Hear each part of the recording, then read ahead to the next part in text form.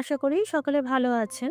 আজকে বানাবো খুবই ঝটপট তৈরি করা যাবে এমন একটি ডিমের নাস্তা। মাখাও বেলার ঝামেলা ছাড়াই ডিমের পরোটা। নমস্কার বন্ধুরা, আপনারা দেখছেন মমের সাথে রান্নাবান্না। রেসিপিটি ভালো লাগলে লাইক দিয়ে শেয়ার করে দেবেন। প্রতিদিন নতুন নতুন রেসিপি পেতে আমাদের চ্যানেলটি সাবস্ক্রাইব করে পাশে থাকা বেল নোটিফিকেশনটা অন করে রাখুন। প্রথমে দুটো পেঁয়াজকে খোসা ছাড়িয়ে নিয়েছি। এবার যতটা সম্ভব একটু মিহি করে কুচিয়ে নিতে হবে। এখানে আমি দেখতে সুন্দর লাগার জন্য রেড বেল পেপার নিয়েছি।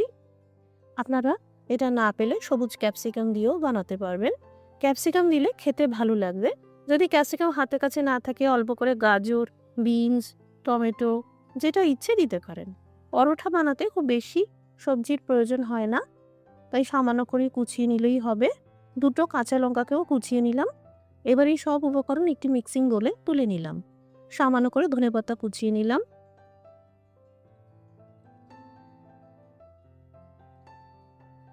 স্বাদ মতো লবণ আর সামান্য গোলমরিচ গুঁড়ো দিয়ে ভালো করে প্রথমে মিশিয়ে নেব। এবার প্রথমে দুটো ডিম ফাটিয়ে দিয়ে দিলাম। আগে ভালো করে ফেটিয়ে নিতে হবে।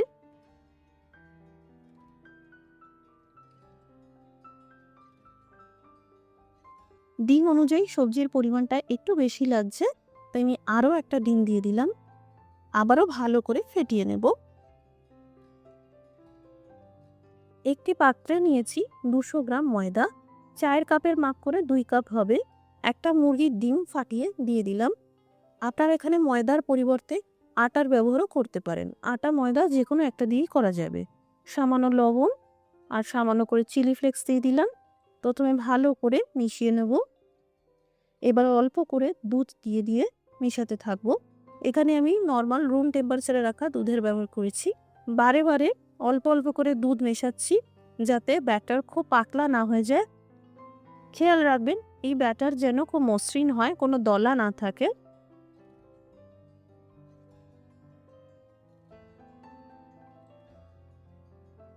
এবার এই ব্যাটার 5 মিনিটের জন্য এইভাবে রেখে দিলাম।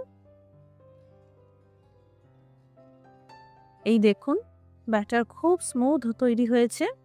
এবার একটা ফ্রাইং প্যান নিতে হবে। ফ্রাইং প্যান প্রথমে মোটামুটি মাঝারি আঁচে রেখে গরম করে নিতে হবে।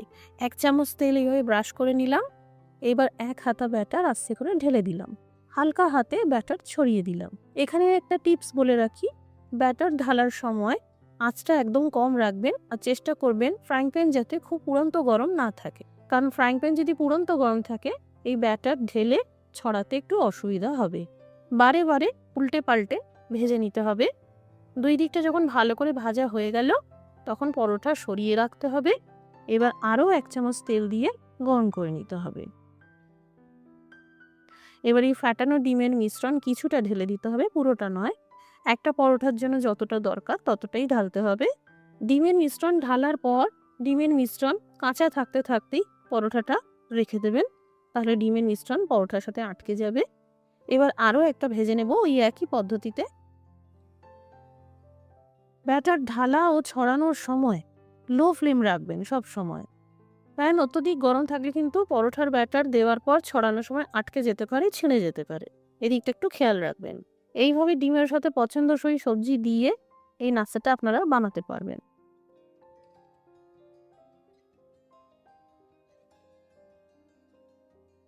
আরেকটি পদ্ধতিতেও এই ডিমের পরোটা বানাতে পারেন।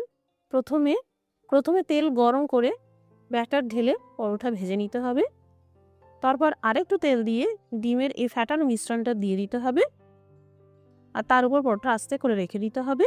এবার 2 দিকটা যখন ভালো মতন ভেজে যাবে ওপর থেকে কিছু পরিমাণ চিজ এইভাবে ছড়িয়ে দিতে পারেন। এইভাবে চিজ এগ পরোটা বানানো যাবে। বাচ্চারা খুবই পছন্দ করবে, কারণ বাচ্চারা চিজ খেতে খুব ভালোবাসে। তাই এইভাবে চিজ এগ পরোটা বানিয়েও আপনারা ঝটপট বাচ্চাদের টিফিনে দিতে পারবেন।